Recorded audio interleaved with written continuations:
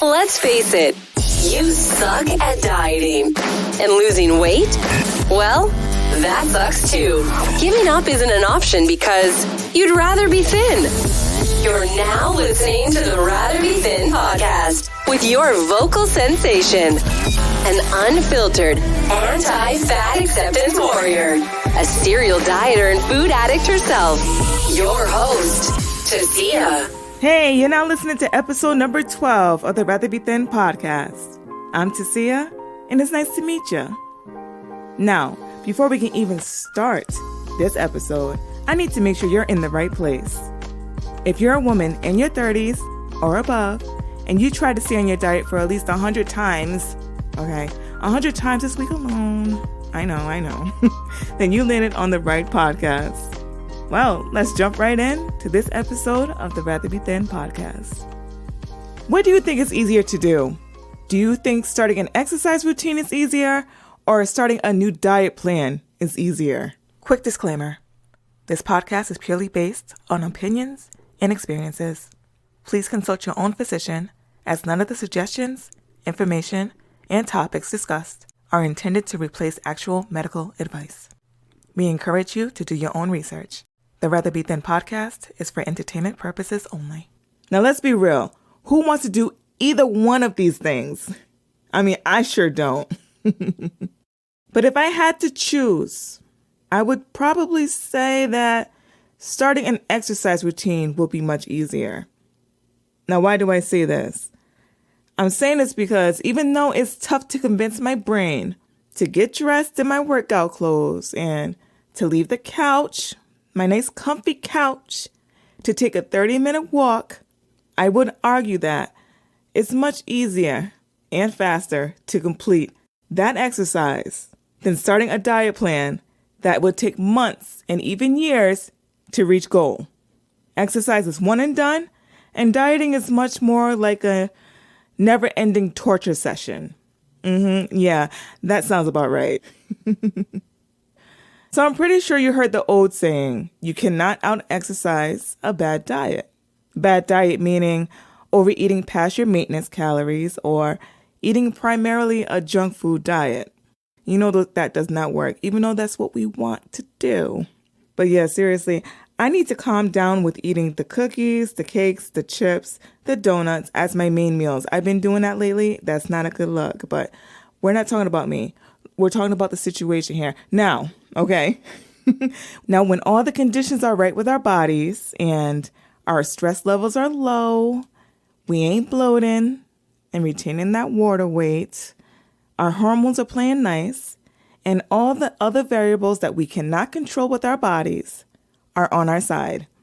We should be able to lose 1 pound of fat for every 3,500 calories that we burn off with exercise, through our diet, or with both. I know this doesn't always happen for us, okay? But let's pretend it does for a moment.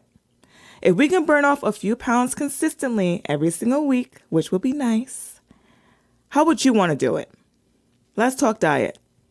Now, there's hundreds upon hundreds of diet plans to choose from. There's so much variety. There's enough for all of us to partake in. Some are sustainable, some not so much. And I think we both know which ones those are. With all the diet plans available on the market, it can be very overwhelming. Weight loss, dieting, exercise, all of this stuff shouldn't have to be complicated. In simple terms, it comes down to calories in, calories out. Now, I never said this whole process is going to be easy, okay? If you're eating way more than you need to keep your body functioning, then your body's going to hold on to that extra calories that you're putting in and turn those calories into fat. It just is what it is. Now, diet, aka the types and amounts of food that you eat, is the main determining factor of if you lose or gain weight.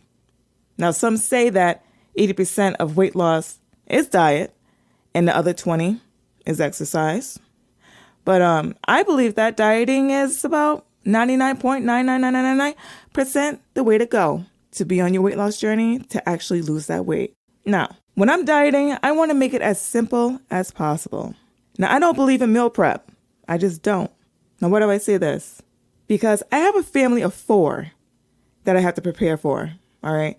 I'm not trying to spend hours of my already limited time to prepare any breakfasts, lunches, dinners for a week in one day. That's just freaking crazy to me. I'm not going to spend all that money on some containers.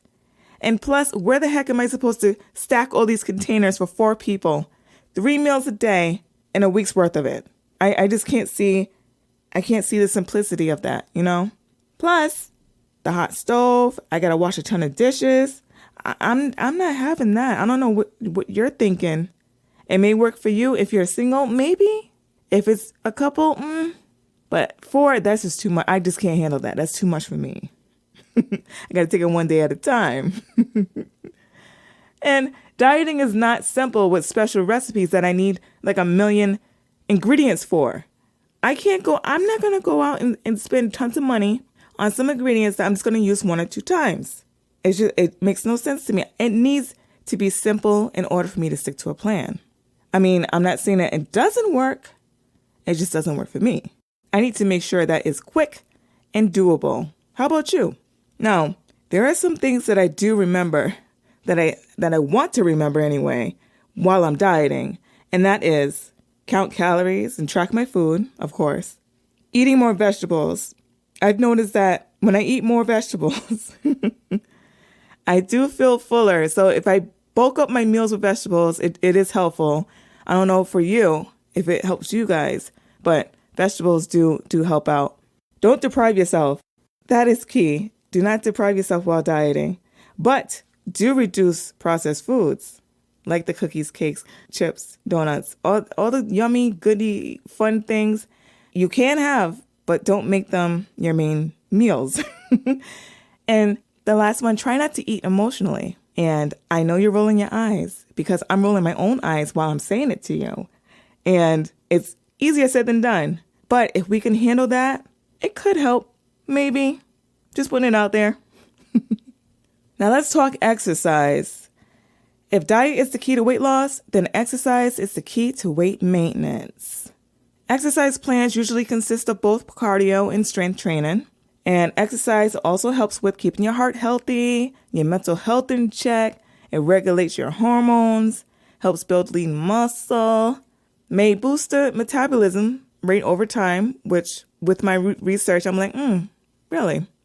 Better sleep, lower blood pressure. It has a lot of good benefits with it. Now, exercise is a good thing. Not so much actually doing it, but it is a good thing, all right? Just believe me, it is. Trust me.